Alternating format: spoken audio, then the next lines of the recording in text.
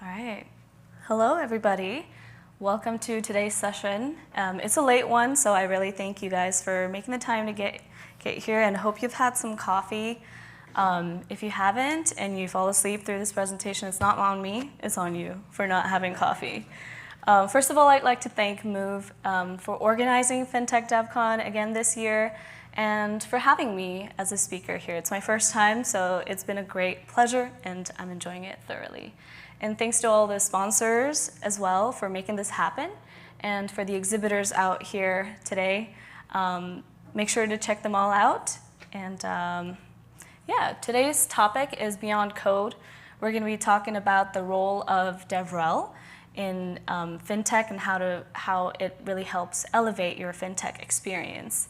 We're going to talk about the importance of building the DevRel team. Hi. And embracing a developer-focused design and experience into your company to help drive success and make your product be adopted faster. A little bit about myself. My name is Shreya Thapa. I've been working in Dwolla and the DevRel team for the past 5 years with Spencer here. And I'm a developer experience engineer here at Dwolla. On a personal note, I'm from the Himalayas, so I love the mountains. I'm a mountain girly. I also love karaoke and music in general. So if anybody wants to talk about their latest hike or your favorite go-to karaoke song, just let me know. Let's talk about it. Talking about Dwolla, we offer a unified pay-by-bank API solution. Our focus is on seamless account-to-account payments, and our mission is to abstract away the complexities of payments so that our business clients can focus on what they do better, which is innovating and growing. With that intro, I want to start with an exercise. Let's imagine a new fintech company that has come up with a groundbreaking, perfect API. The engineering team has put in countless hours into building this robust, feature-rich API, and they're ready to launch. Now let's imagine the launch without a DevRel team, this company. This is kind of what it might look like. The launch is met with mixed results. Engineers are overwhelmed with support tickets and customer inquiries because the customers are very, they're confused about how to use this API, even though it is a good API. The engineers are struggling to balance product development with customer inquiries, and they do have documentation. It's technically accurate, but it lacks clarity, and thus it creates slower adoption of the API. Now, let's imagine the same launch, but with a DevRel team this time. This is what it could look like with a dedicated DevRel team at your company, who's helping collaborate with the engineering teams early on in the product development process. They're helping engineers follow best practices for REST API. They're helping with API design decisions. They're building engaging tutorials and hosting developer workshops to get external client developers, get them up and started real quickly. And once they launch, they're also involved in actively listening to their developers and taking that feedback, coming back to the product team and iterating upon it. So yeah, as you can see, the result of having a DevRel team is rapid adoption of your product, a thriving developer community after launch, and a product that really meets the needs of its users. Now, I'd like to take a moment to discuss the strategic role of DevRel within fintech. Fintech, it's often difficult to create good documentation for fintech APIs because they're so complex in nature. There can be really unclear guides, a lack of tutorials, and just a lack of clear direction on where the developer needs to go in terms of integrating with the API. And this leads to frustration, a slower adoption of the product, and possibly even abandonment of the product. I'd like to for you to take a look at this picture here and imagine that this developer is new to this API. They're trying to make sense of all of these resources that are coming to them from all different directions. And as you can see from the arrows, it's chaotic. There's no clear direction of where they need to go in order to succeed with this integration. And yeah, there's just a lack of confusion due to lack of clear guidance. This is where DevRel plays a role by working on clear documentation, clear, concise documentation. They provide comprehensive resources, easy to follow guides, quick start tutorials, tooling around these features, and direct communication with the developer audience. And most importantly, your DevRel team can help provide empathetic support to your developer community. The role of the developer relations team is to make sense of these arrows and create a harmonious integration process for your developer clients. Some of the tangible benefits of a strong DevRel team is increased adoption of the product, faster innovation in product development, and an overall enhanced brand reputation.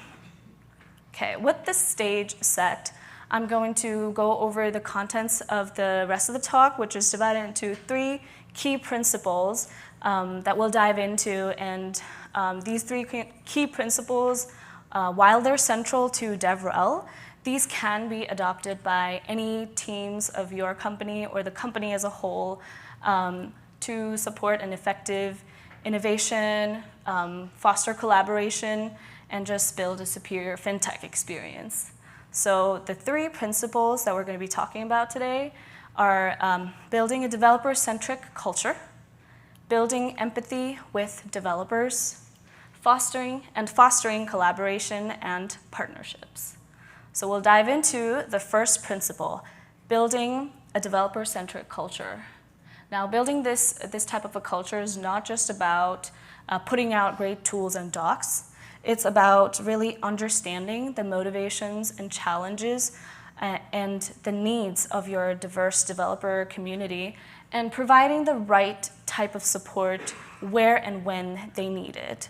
So in this section, we will uncover, we'll explore different developer archetypes that we've found working at Dwolla, and then how to tailor your approach to engage with these archetypes more effectively.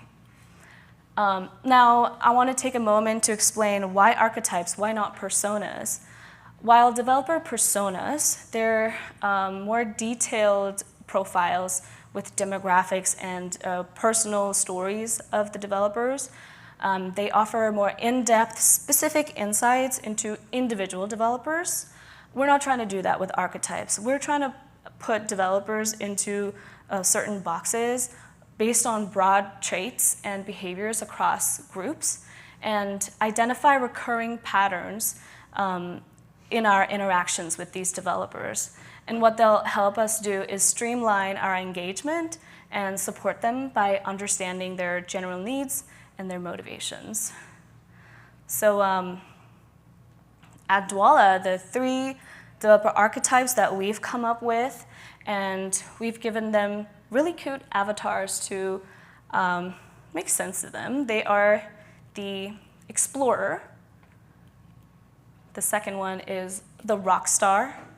And the third one is the narcissist. Now, in the coming slides, we are going to dive into each of these archetypes, and we're going to talk about some of their good traits, some of the challenges that we face with these types of developers, and offer our approach, how we tailor our approach. I would like to mention that this is not an exhaustive list. These are just the top 3 that we focus on at Dwolla, but I'd encourage you to go back to your company and find these recurring patterns in your developer community and see if you can find an archetype that fits each of these developers. So let's dive into tailoring our approach for each of these archetypes.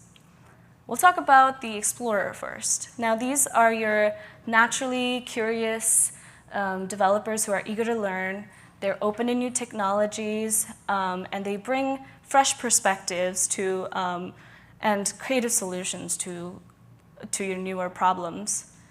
They do have some challenges though, and they include they may have lack of deep technical expertise, and they usually require extra guidance when they're working with your product.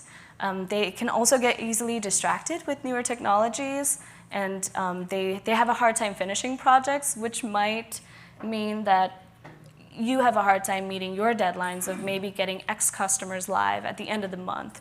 If they get distracted and they're not working through this integration, you're not getting these customers live. So it can increase support costs and the time that you spend on helping with their integration.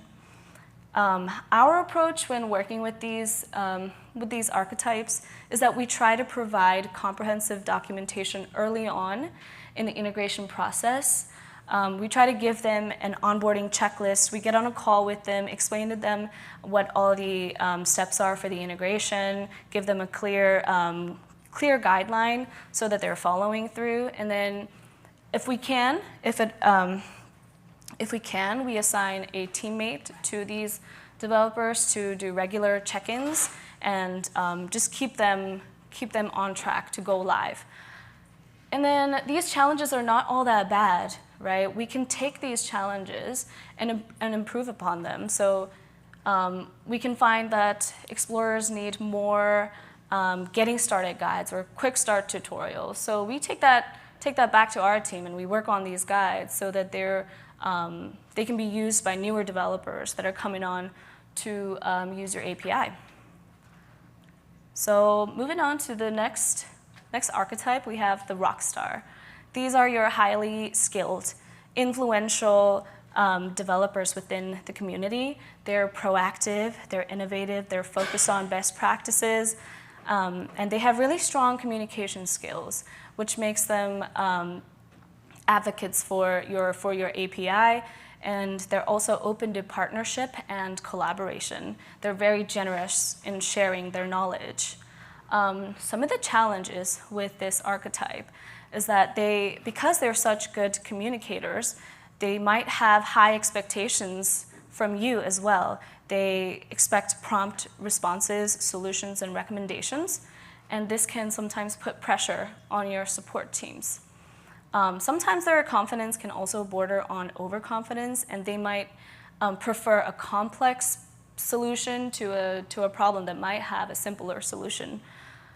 So our approach when working with the rock stars is involving them in more collaborative opportunities.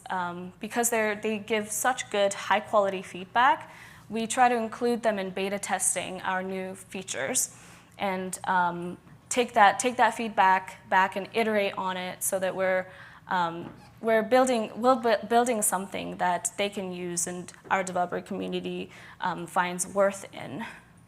So yeah, we take their feedback very seriously and try to take that back to our product development team so that we're using that feedback to make an informed decision on our product roadmap. We also encourage rockstars to contribute to our open source projects and share their knowledge in the developer community. And then we help support them by providing prompt responses and keeping them updated and keeping them in the loop. Next, we will talk about the narcissists. They are also highly skilled, and they're often the go-to people at their company for complex problems. And they're driven by personal recognition and excellence, and they have a deep understanding of challenging tasks. Some of the challenges, though, with the narcissists are that they're focused on personal achievement more, which might lead to challenges in teamwork and collaboration. They may also resist feedback from you, especially if it differs, if it conflicts with their views.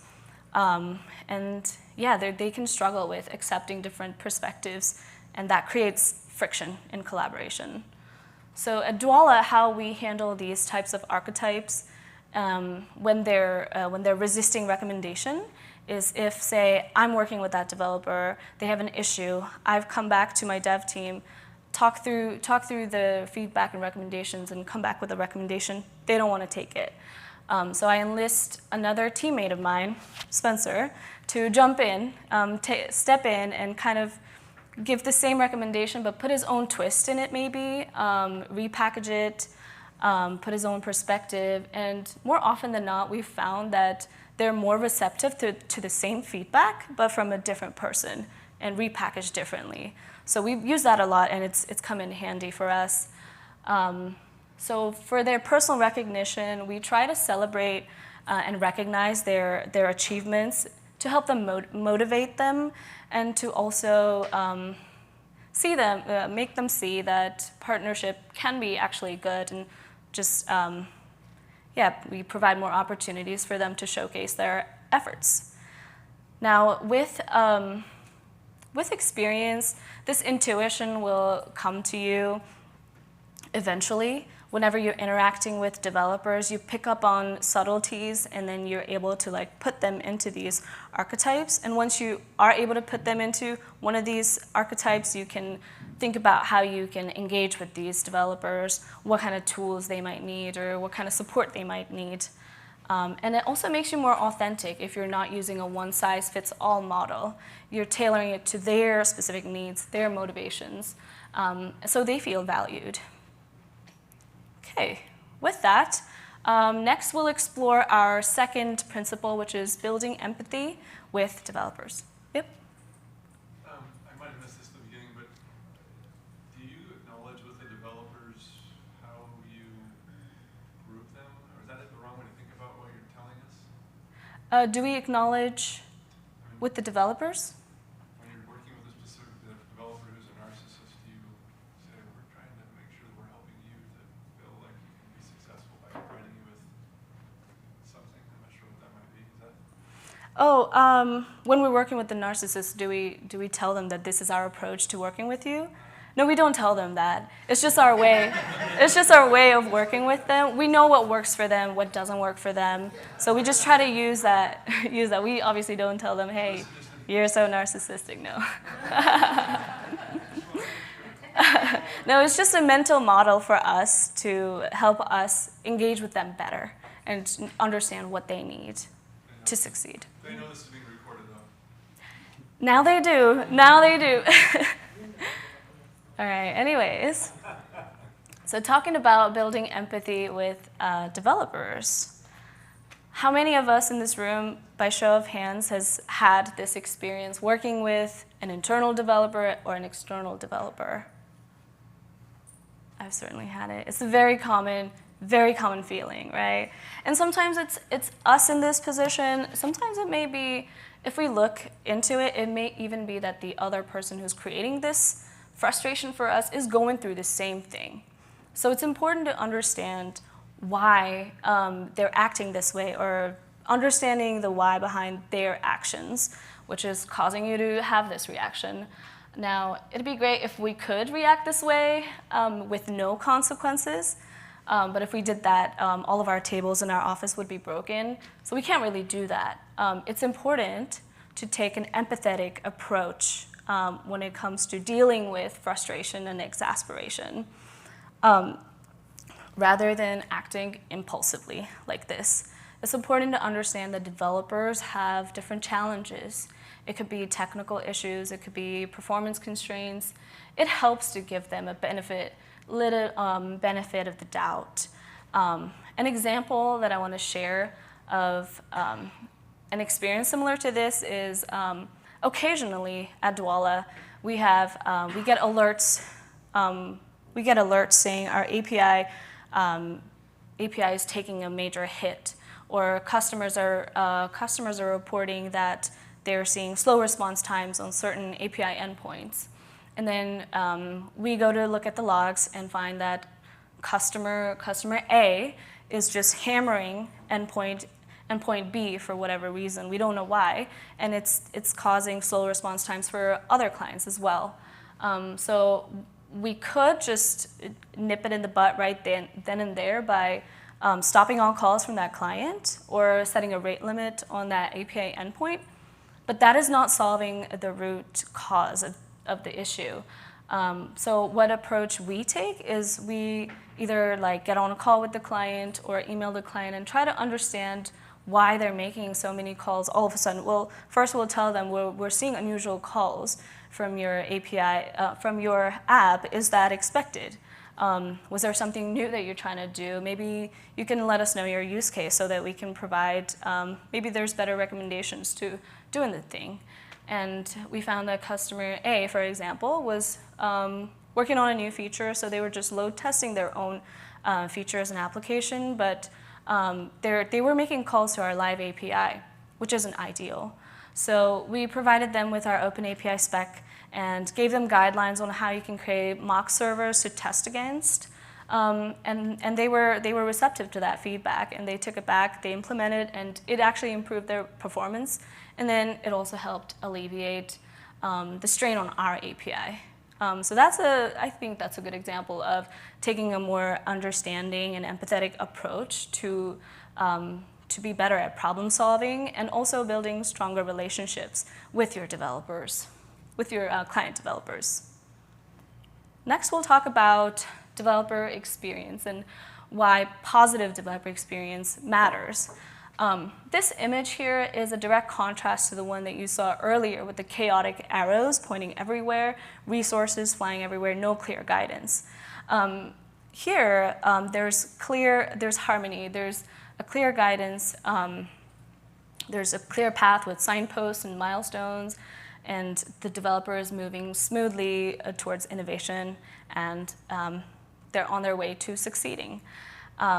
This is how DevRel can help create that harmony within your company by ensuring that there's easy integration guides, there's clear and concise documentation around your API, and most importantly, there's responsive support for these client developers working with you through your integration.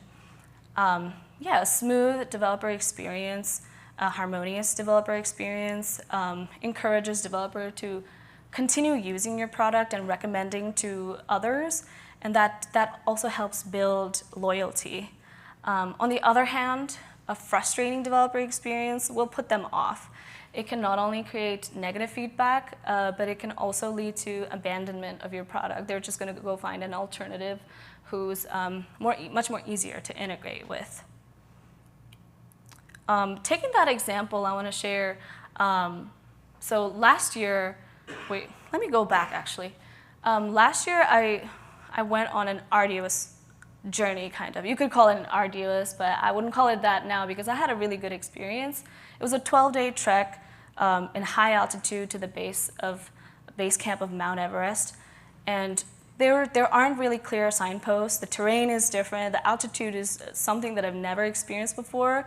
But what made it a positive experience that I would recommend all of you to do if you have the time is my guide, Lakpa Sherpa, and my two porters who helped carry my load all the way up to base camp and then back to Lukla.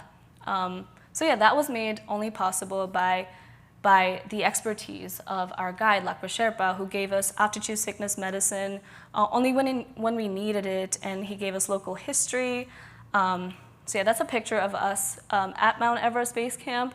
But as you can see, you can't really see Mount Everest from the base camp. You have to go to another place, another mountain to climb it to be able to see Mount Everest, and that little golden peak is Mount Everest. That's how much you can see of it, even though you're at the base camp. So taking that example, just as in trekking an arduous journey, having the right support and guidance in your journey with the help of a developer relations team can turn really complex challenges into manageable successes and a very positive experience. Like 10 on 10 would recommend. Another aspect of building empathy with your developer audience is to have two-way communication, to genuinely listen to their feedback and act on that feedback, addressing their concerns and ideas, and building trust and just encouraging collaboration through engagement.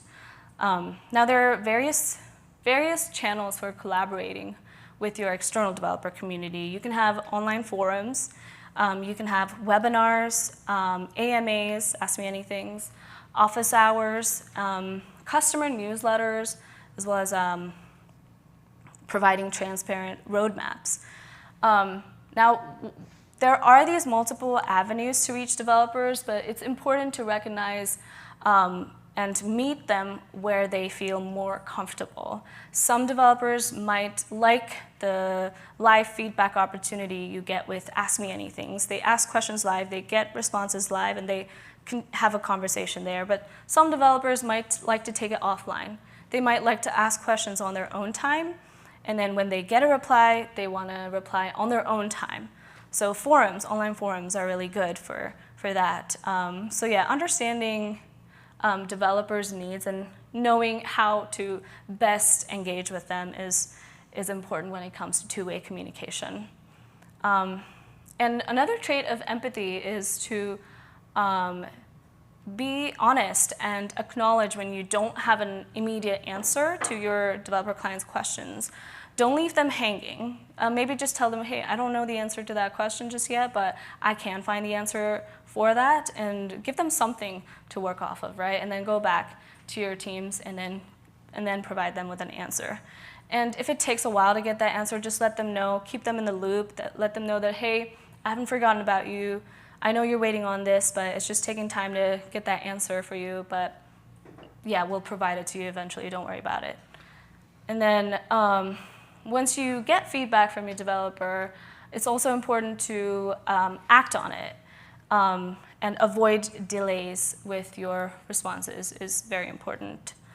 One example I want to share about how we had active engagement with some of our client developers is back in 2019. We were working on doing a complete revamp of our developer documentation. It was outdated, and we wanted something fresh, and we wanted something that works for developers. So we worked with our UX teams to come up with wireframe mockups, and we had some internal developers test with the wireframes and let us know what their thought process was when clicking through the mockups. But then we had an idea to maybe we should enlist our client developers who might be interested in doing this with us and engaging with us, give us their feedback. And we reached out to a few rock stars who we knew that they give you feedback, give you high quality feedback, and they have very strong communication skills. So we invited them to hop on a call with us. We provided them with these mock-ups, and we just have them click through things, tell us what worked for them, tell us what didn't. For example, we had section for API reference, guides, and then we had an articles section, which didn't quite make sense to our client developers. They didn't know what it entailed, and we told them, well, these are just these aren't guides or API references. These are more information about some of our features. So they came back with like, oh, maybe resources or concepts might make better sense. So we took that feedback back. And then asked our UX team to come up with newer wireframes, new mock-ups with the updated feedback. So we continually worked with them on a feedback loop and continued to iterate on our developer documentation so that we were sure that we were building something that was useful for our developer audience and it fit their needs. So yeah, active listening and engaging is a very important part of building empathy with your developer audience. With that said, we're gonna discuss our third and final principle, which is fostering collaboration and partnerships. First, I want to talk about bridging the internal gap. Your DevRel team is not only involved with working with external developers, but they also help bridge the gap between internal teams, like product development teams, marketing teams, sales teams, customer success teams. So they're just sitting in the middle there, acting as a bridge to pass feedback and educate and make teams aware on what's going on, what's the new feature that we're working on, all of that stuff. So key roles of DevRel within your company is breaking down silos, gaining perspectives from different teams, and aligning everybody's goals so that we're working towards that common goal of the company for more effective outcomes. We also help enable teams to excel at what they do, and we'll share some more examples about working with different teams later on. DevRel also helps, so DevRel gains a lot of feedback from all different teams, right? But it's important when you're sharing that feedback to the right stakeholders that you filter that feedback, you repackage it, you repurpose it such that it aligns with the team's challenges and motivations. So yeah, avoid sharing unfiltered data. Only share what's important and what's actionable. One important role of DevRel within the company is building trust, being approachable to team members so that they can share with you whatever they're feeling about the product or a new feature or whatever. Yeah, just be approachable to any kind of feedback. Be unbiased and yeah, maintaining a positive environment within the company. Now for some practical examples of how we at Dwolla work with the different teams and departments at our company. With product development teams, we get really close with them. We attend their sprint planning sessions. Sometimes we attend their stand-up meetings. And then that way we know what's upcoming, what features are being worked on. Are there bug fixes that they're working on? Are there new tools that we need to think about for our team to work on? Sometimes we also set up separate feedback meetings so that we're taking our external developers' feedback directly to our product development teams. With our sales teams, we conduct API 101 demos, really just taking technical content and familiarizing our sales team with that type of content so that they know what they're talking about when they're reaching out to our client developers, when they're trying to do sales. With our marketing team, we help them come up with personas, we help highlight trends, and with that we ensure that the messaging that they're creating resonates with our developer community. And lastly, with customer excellence teams, we help with incident responses, and yeah, kind of like with the sales team, we do these API 101 demos, and then we translate technical issues into, for these non-technical stakeholders. Yeah, this effective collaboration between DevRel and all the teams within the company improves the understanding of what your developer community needs from your product and keeps everyone in the same mindset. Now, when you're communicating with the internal teams, there's multiple communication channels that are available to you. Slack, Teams, Discord, they're great for real-time communication for quick updates and discussions. Whereas if you want to have a more, like, let's sit down, let's whiteboard something, let's talk through this, let's come up with an idea or something, then virtual meetings like Zoom, Teams, Google Meets, or if you can meet in person, that avenue is better. And for one-way communication, when you just want to come up with like an internal documentation or like a how-to guide or like internal knowledge articles, Confluence is really good for that. That's what we use. So yeah, knowing which of these communication channels to use is also really important. And like I said before, filtering that feedback, repackaging it, repurposing it into actionable items is very important for the relevant teams. And also timely communication. You want to time your communication appropriately so that you're not overwhelming your teams. I want to use an analogy of a server waiting tables at a restaurant. They're the bridge between the front of the house, the patrons, and the back of the house with the kitchen. They take all the order from your patrons at once, but they're not giving all the order to the kitchen at once, because when the kitchen sees that order, they're going to cook it all in one go. but you don't want your appetizer or your entree and your dessert to come at the same time, right? So it's the server's job to put that order back into their machine for the kitchen in a timely manner so that they're not overwhelming their kitchen staff. Okay. Now I'd like to talk about championing the developer voice, specifically the external developer voice. Your DevRel team is the champion for your developer audience within your company. As DevRel, we have a unique access to real-time feedback from our developer community that are currently using our products. These are just some examples of feedback we've collected. Some are from online forums, some are from direct Slack channels. So this unique access to this kind of feedback helps us take that information back to our product team and help create an informed product roadmap.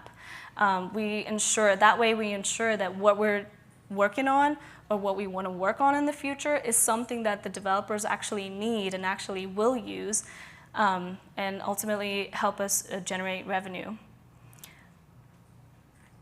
So when you're presenting this feedback back to your product teams, it's important, like I said before, timely communication, repackaging your feedback, and whenever you get feedback, make logs of these, maybe in Jira or something.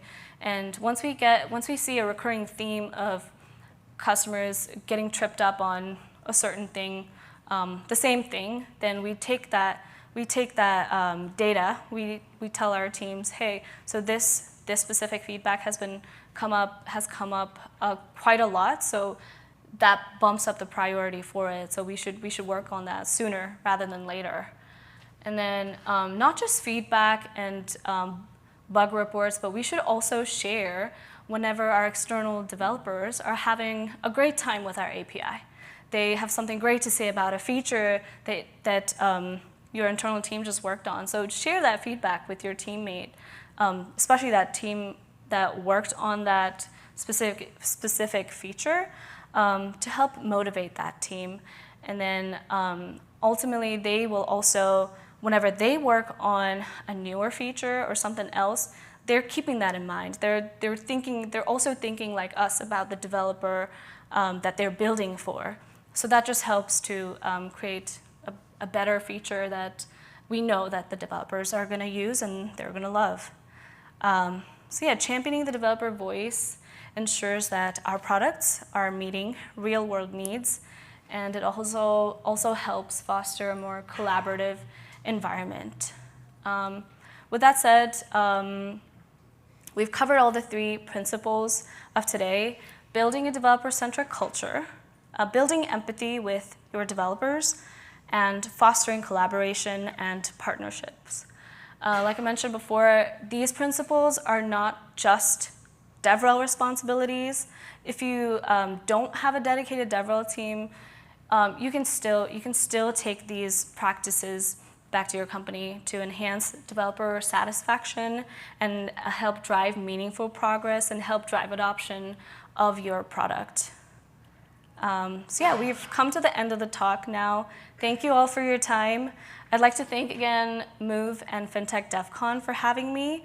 And also thanks to all the sponsors, all the exhibitors, and thanks to my team at Dwolla, especially Spencer, my manager, for your unwavering support throughout this whole process. I hope you found this session insightful and valuable. Please don't hesitate to reach out. Yeah, let's continue the conversation outside of this talk as well. Thank you very much.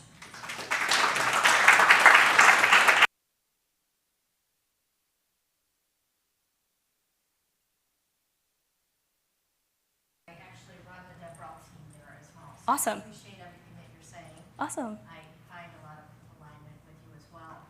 Thank you. It's interesting because with Aerospike as a database company, fintech is one of our verticals, so it's not just that vertical. We work with a lot of others, ad tech, those type of things.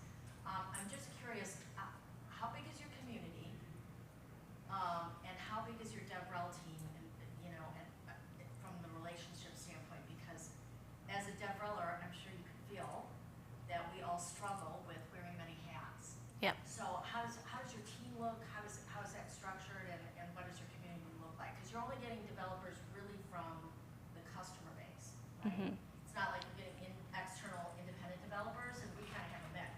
Yeah. So I'm just curious. Sure.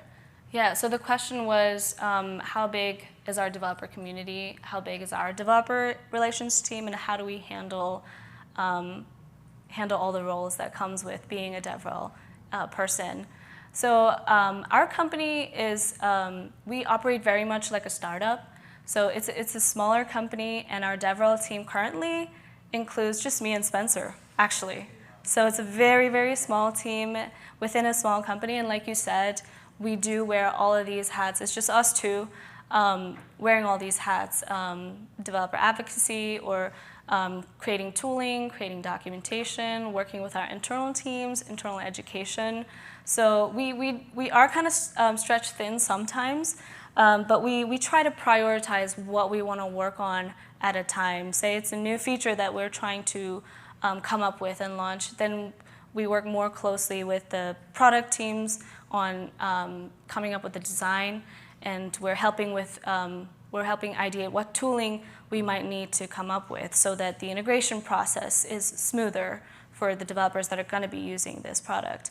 And once that's done, we move into the support side of things. We help them with their questions and then use that feedback, like I mentioned earlier, to come up with some guides that we may not have come up with or we didn't think was going to be helpful, but just to use that feedback to help drive what we need to focus on.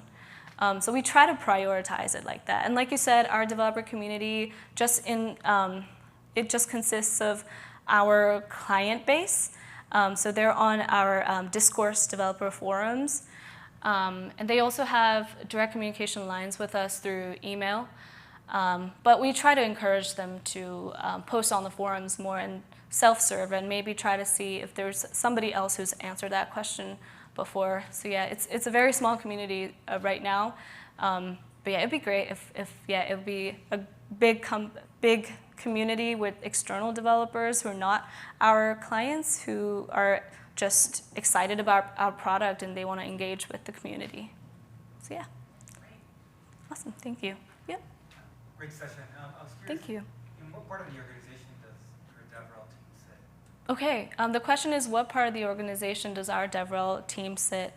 So our DevRel team acts very much like its own thing. We are under engineering, but we're not our own department, but we're our own team, and we make our own goals, and we just try to align our goals with the company's goals and motivations.